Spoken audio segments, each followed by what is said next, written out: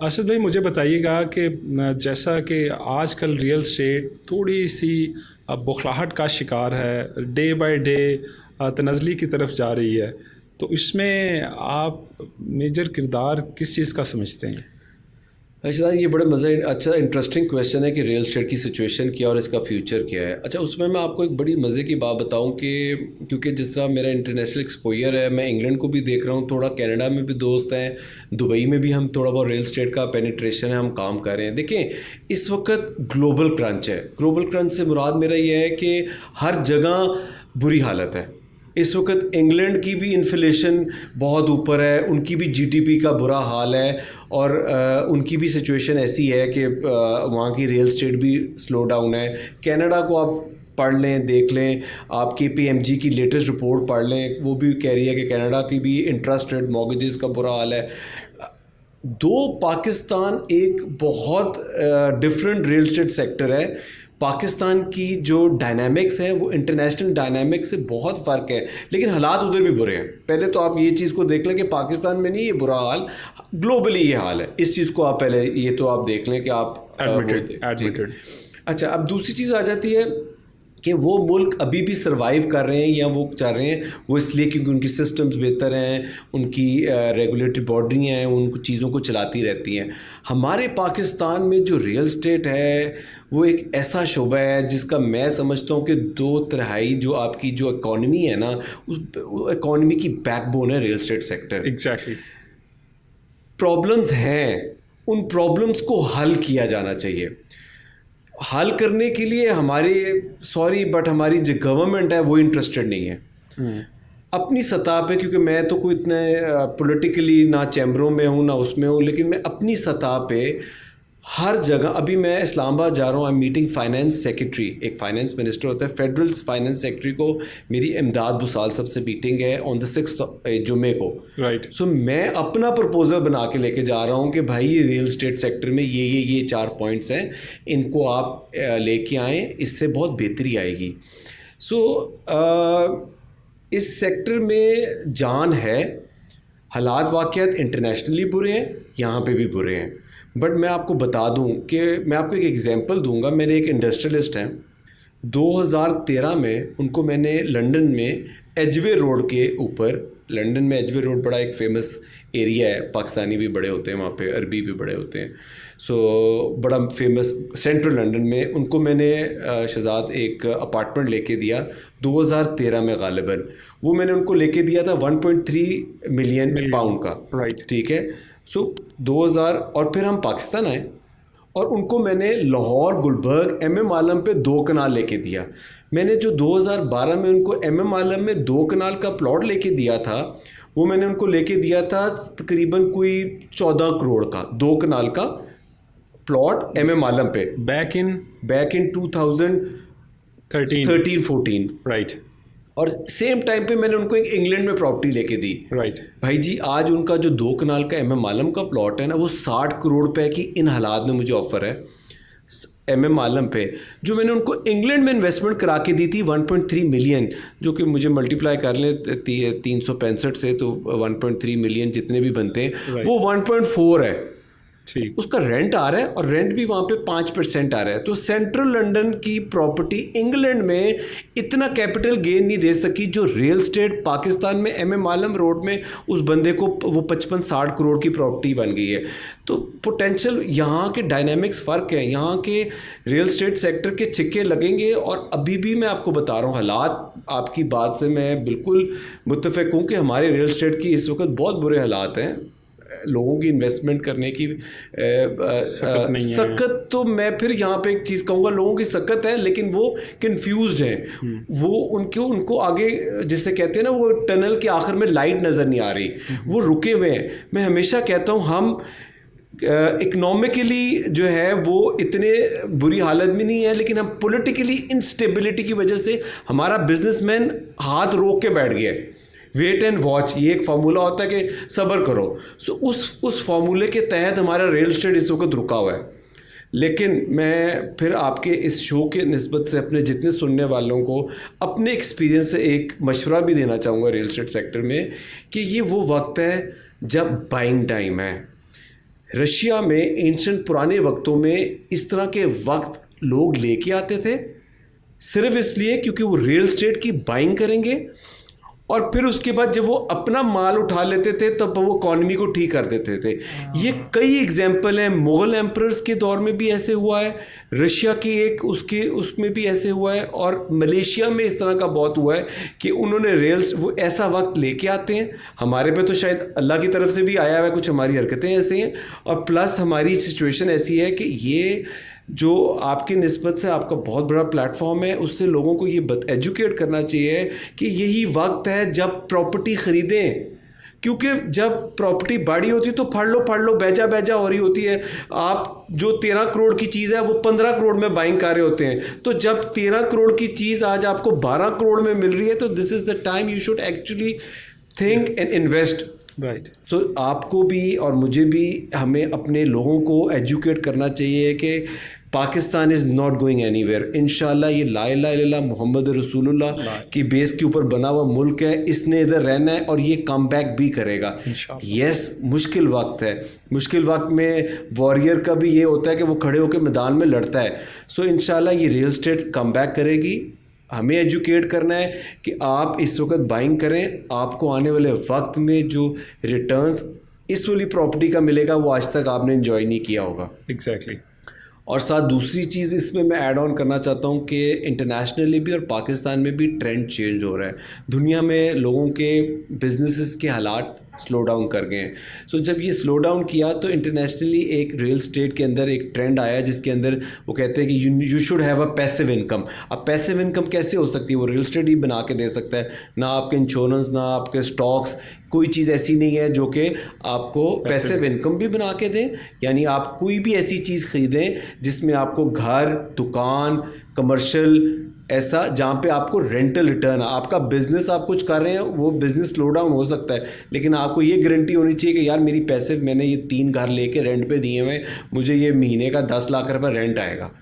سو یہ دنیا میں بھی ٹرینڈ آ رہا ہے اور پاکستان میں بھی ہم لوگوں کو ایجوکیٹ کر رہے ہیں کہ آپ ایسی پراپرٹی لیں جو آپ کو رینٹ دینا شروع کر دے. بالکل ٹھیک. میں آپ کو ریئل اسٹیٹ کی ایک اور بات بتاؤں گا. آپ نے کہا کہ حالات نہیں ٹھیک ہے. اس ملک میں 24 کروڑ 15 یہ نیا سروے ہے, اس میں 24 کروڑ 15 لاکھ لوگ اس ملک میں بستے ہیں, اور جہاں پہ 24 کروڑ 15 لاکھ رہتے ہیں, اور اگر ہم اس کو ریئل اسٹیٹ کی ڈیمانڈ ساری زندگی رہنی ہے. لوگوں نے روٹی کپڑا مکان, یہ ایسی 3 چیزیں ہیں جس کی ایونچولی ڈیمانڈ ہے. بیسک نیسیسٹی ہے نا, گھر تو ہر بندے کی ضرورت ہے. اور اگر آپ اوور آل سروے کریں نا تو ہمارے لاہور میں اس وقت 3 لاکھ گھر کی ضرورت ہے. یہ سروے ہے اور یہ سروے اسٹیٹ بینک ہے, میں اپنی طرح اپنا سروے نہیں بتا رہا. اس وقت 3 لاکھ گھر کی ضرورت ہے لاہور میں, ڈیمانڈ ہے. اور آپ کا بن کتنا گھر رہا ہے؟ 15 سے 20 ہزار گھر اس وقت بن رہا ہے. سو آپ دیکھیں ڈیمانڈ اینڈ سپلائی میں کتنا فرق ہے. سو تو یہ سیدھی سی اس میں کوئی آپ ریئل اسٹیٹ سیکٹر کو لوگوں کو بتائیں کون سا ایسا بزنس ہے جہاں پہ ڈیمانڈ ہوگی تو وہ ڈیمانڈ ہوگی تو وہ بزنس چلتا رہے گا. سو دیر از اے لاٹ آف ڈیمانڈ. اس کی بہت سی وجوہات ہیں. آپ کی جو اربن مائگریشن ہے, آپ کی جو ارد گرد والے ولیجز تھے وہ سب لاہور شفٹ ہو رہے ہیں. جب وہ لاہور شفٹ ہوتے ہیں تو ظاہر ان کو رہنے کی جگہ چاہیے. سو جب وہ آئیں گے تو آپ اگر پراپرٹی لے کے رینٹ پہ کریں گے تو رینٹ پہ بھی بکے گا, اور اگر آپ بیچ بھی سکتے ہیں اس کو اور آپ اس کو رینٹ آؤٹ بھی کر سکتے ہیں. تو ڈیمانڈ ہے اس ملک میں اور رہے گی. ایونچولی آپ مجھے یہ بتائیں کہ ریئل اسٹیٹ کے اندر سم ہاؤ پہلے ایک ہمارے جو فورن جو ریمیٹنسز تھیں وہ اس کا بڑا عمل دخل تھا, اور پاکستان کے اندر جو ہے نا وہ بہت زیادہ آ رہی تھی. اور back in 2000 and I guess 20 اور 21 when Imran Khan was PM, at that time ہی اناؤنسڈ امنیسٹی اسکیم. اس سے ریئل اسٹیٹ کو جو ہے وہ بہت بوم ملا, اور جتنا بھی بلیک منی تھا وہ سارا نکل کے مارکیٹ کے اندر آیا. اور ڈیفینیٹلی کہ یہ ایک المیہ ہے کہ جب پیسہ مارکیٹ کے اندر رہتا ہے, وہ روٹیشن میں رہتا ہے, تو ہر بندے کی جو بھی بیسک جو چیزیں ہیں, لائبلٹیز جو ہیں, وہ اس کی پیڈ آف ہوتی رہتی ہیں. اب چونکہ سرمایہ داروں نے پیسہ نکالنا چھوڑ دیا, फ़ौरन ہماری جو ریمیٹنسز تھیں وہ ختم ہو گئی, کیونکہ ہمارے جو اوورسیز جو پاکستانی ہیں ایٹ دی اینڈ مطلب ڈیفینیٹلی کہ ہم لوگ محب وطن پاکستانی ہیں. ہمارا یہی ہوتا ہے کہ ہم لوگ جتنا مرضی ٹائم جو ہے وہ ہم لوگ باہر اسپینڈ کر دیں, but at the end eventually ہمیں پاکستان کے اندر ہی آنا ہے. تو وہ بھی DHA کے اندر اور ڈفرینٹ جو سوسائٹیز تھی اس کے اندر انویسٹمنٹ کرتے تھے, پیسہ آتا تھا. آپ کو کیا لگتا ہے کہ کچھ گورنمنٹ پالیسیز کی وجہ سے, انٹرسٹ ریٹ زیادہ ہونے کی وجہ سے, اور ان جو ہمارے جو اوورسیز پاکستانی تھے انہوں نے وہ پیسہ بھیجنا پاکستان بند کر دیا چونکہ ریئل اسٹیٹ کے حوالے سے کچھ فرینڈلی جو پالیسیز ہیں وہ نہیں بنائیں گی؟ تو اس حوالے سے آپ کا کیا خیال ہے؟ استاد بالکل آپ نے جس طرح خود ہی بتایا کہ ہمارے فارنر جو تھے ہمارے جو اوورسیز پاکستانیز ہیں, پہلے تو وہ بہت انٹرسٹڈ ہوتے تھے اور بہت پیسہ بھیجا جو انہوں نے ڈیورنگ عمران خان انہوں نے ایک وہ بنایا ہوا تھا, وہ جو بینک کے تھرو پیسے آ رہے تھے اور اس کی وجہ سے ملک کو بہت فائدہ ہوا. لیکن اب پرابلم یہ ہے کہ ہمارے جو اوورسیز پاکستانی, ابھی میں دبئی گیا, میں لنڈن گیا, سو اب ٹرسٹ ایشوز ہیں. ٹرسٹ ڈیفیسٹ کو ختم کرنے کے لیے ہمارے گورنمنٹ کو بہت سیریسلی اس انڈسٹری کے لیے کام کرنا چاہیے, بیکاز یہ وہ انڈسٹری ہے جہاں سے ہماری گورنمنٹ چاہے تو اتنا پیسہ کما سکتی ہے تھرو دیئر ٹیکسز, لیکن اپنے ٹیکسز کو ایک طریقے سے لے کے چلے. Government policies is the worst situation. ہمارے جو FBR ہے, ٹھیک ہے, ہمارا جو FBR ہے وہ ایسی policies without taking any real estate stack holders کو آن بورڈ نہیں لیتے ہیں. مطلب میری انڈسٹری ہے, آپ ہمارے جتنے بھی سینئر لوگ ہیں, ہمارے جو پالیسی میکنگ کے لوگ ہیں, آپ ان کو آن بورڈ تو لیں کہ وہ کس طرح کر رہے ہیں, وہ کیا ہے, کیا چیزیں ہیں جو ان کو ہے. سو وہ بند کمرے میں بیٹھ کے اپنی طرف سے DC ویلیو بھی بڑھا دیتے ہیں. 3 قسم کی DC ویلیو, یہ ویلیو, وہ 3-4 قسموں کی تو ہماری یہ ویلیوز ہیں. سو آپ سوچیں کہ جہاں پہ اس طرح کی پرابلمز ہوں گی تو وہاں پہ اوورسیز پاکستانی کا ایک ٹرسٹ ڈیفیسٹ ہے. اس چیز کو اگر ابھی بھی میں آپ کو بتا رہا ہوں کسی بھی شکل میں ایمنسٹی کے تھرو یا کسی پالیسیز کے تھرو اگر ابھی بھی ہم کام کریں, تو اگر ایک ایجنڈا بنا لیا جائے اور اوورسیز پاکستانیز کو کوئی ٹیکس کی ریلیٹڈ کوئی ریلیف دیا جائے تو وہ ابھی بھی پیسہ بیچنے کو تیار ہیں. ارشد بھائی, واٹ ڈو یو تھنک کہ دیکھیں ہمارے ہاں تو لوگوں کا المیہ یہ ہے, آپ ہی کی بات, کہ لوگ بند کمرے کے اندر بیٹھ کے راتوں رات جو ہیں وہ ڈیسیز ویلیو بڑھا دیتے ہیں, FBR کی ویلیو بڑھا دیتے ہیں.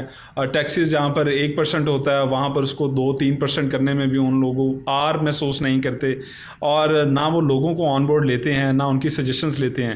اچھا, یہ FBR ویلیوز اور ٹیکسز کے اوپر تو ان لوگوں کا رجحان ہے, لیکن کوئی بھی ریگولیٹری اتھارٹی پاکستان کے اندر نہیں بنائے گی.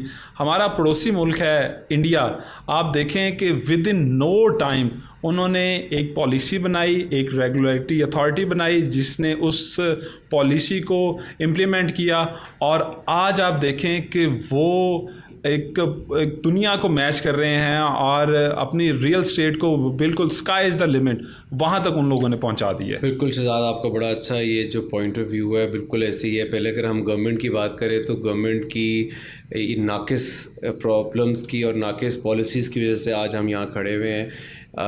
جو ہمارا اسپیشلی جو FBR ادارہ ہے وہ پتہ نہیں وہ اپنے کمرے بند میں ہی وہ جو پالیسیز بنا لیتے ہیں.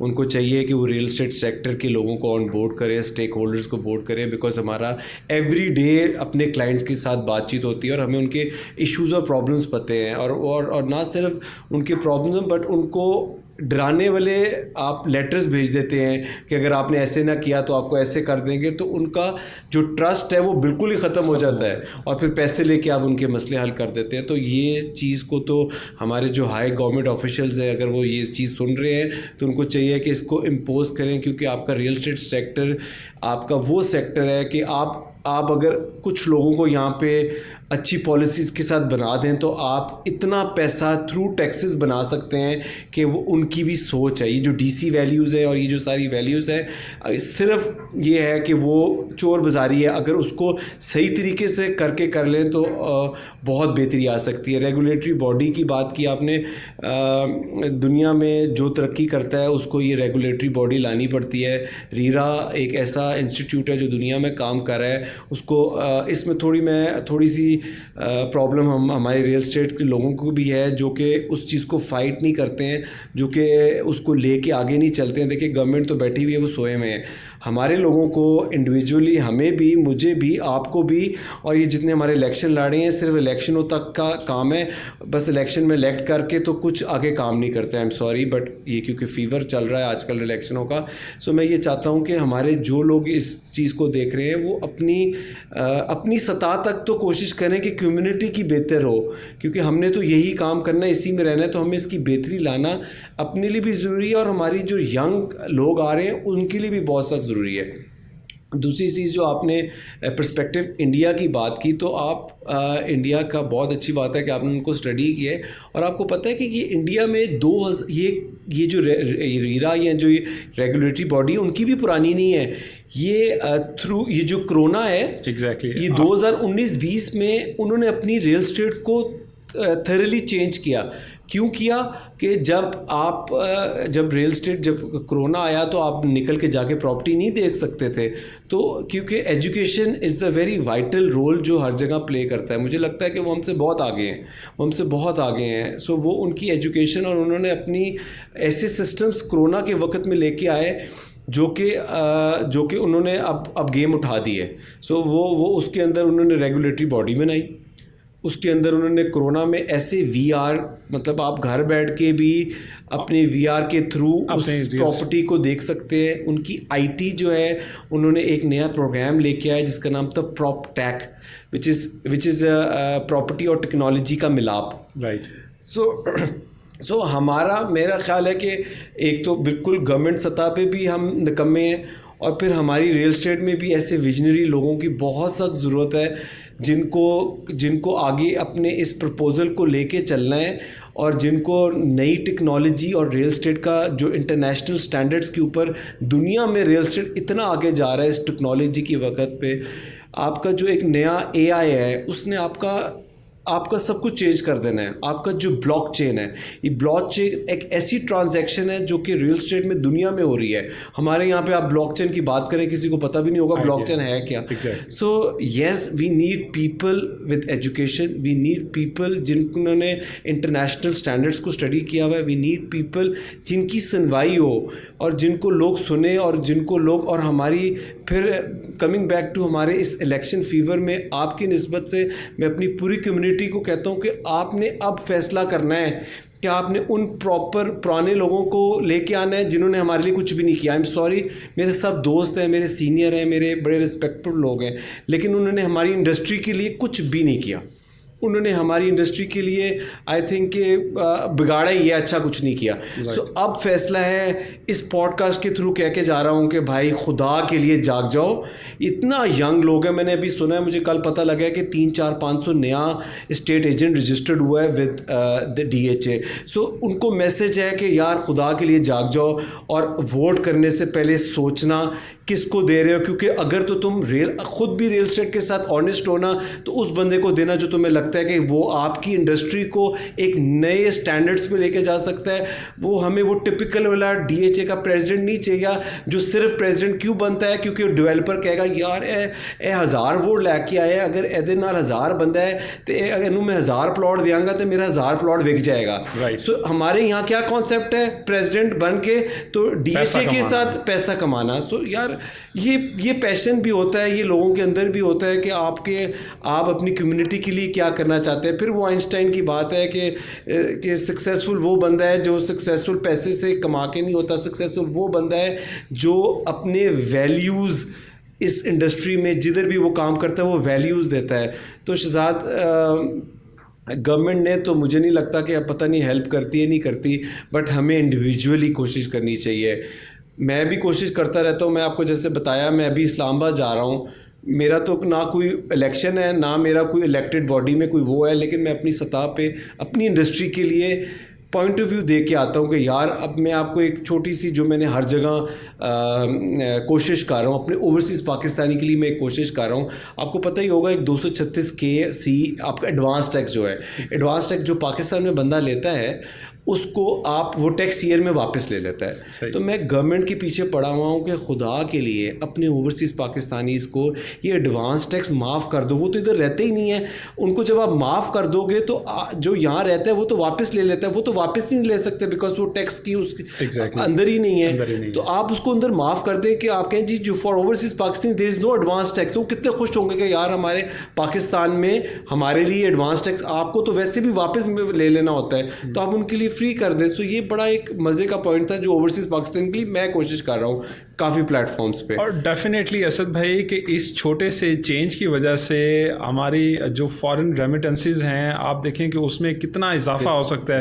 ڈیفینیٹلی کہ ہمارے یہاں تو جو لوگ ہیں وہ تو چھوٹی چھوٹی فیورز کو جو ہے وہ بہت زیادہ انجوائے کرتے ہیں, اور پیسہ تو ڈیفینیٹلی کہ وہ لوگ کما ہی رہے ہوتے ہیں. اور ایونچولی جیسے ہم نے پہلے بھی بات کی کہ ایٹ دی اینڈ آنا تو پاکستان میں ہی ہے, اور ڈیفینیٹلی کہ پاکستان میں جب انہوں نے آنا ہے تو ان کو رہائش کے لیے جگہ بھی چاہیے, انہوں نے اپنی انویسٹمنٹس بھی کی ہوتی ہیں اور جہاں سے وہ رینٹل انکمز جو ہیں وہ بھی جنریٹ کر رہے ہوتے ہیں. تو سم ہاؤ یہ چھوٹے سے چینج کی وجہ سے ایک تو پیسہ باہر سے پاکستان کے اندر بہت زیادہ موو ہوگا, اور دوسرا یہاں کے لوگوں کو جو ہے وہ بہت زیادہ فائدہ ہوگا, کیونکہ جیسے ہی پیسہ روٹیٹ ہوتا رہے گا تو ڈیفینیٹلی کہ پاکستان کے اندر جو ہے وہ خوشحالی آتی رہے گی. اسد بھائی ہم نے جو ڈی ایچ اے کی جو پالیٹکس تھی اس کے حوالے سے ہم نے بات کرنی تھی, لیکن اس سے پہلے ہی آپ نے اس کا جواب دے دیا. لیکن سم ہاؤ ابھی کرنٹ سینیریو کے اندر آپ ڈی ایچ اے کی پالیٹکس کو جو ہے وہ کیا دیکھ رہے ہیں؟